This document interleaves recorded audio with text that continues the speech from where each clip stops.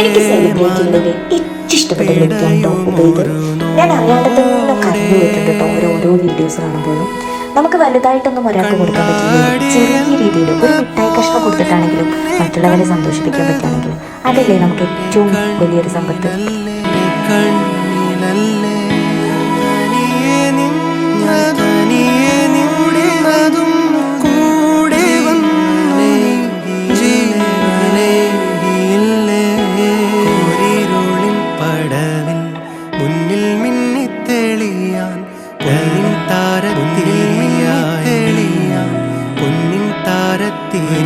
നിന്നും പറന്നിൻ നെഞ്ചിൻ കൊമ്പിലിരുന്നും മാലാഖ നെഞ്ചിൻ കൊമ്പ്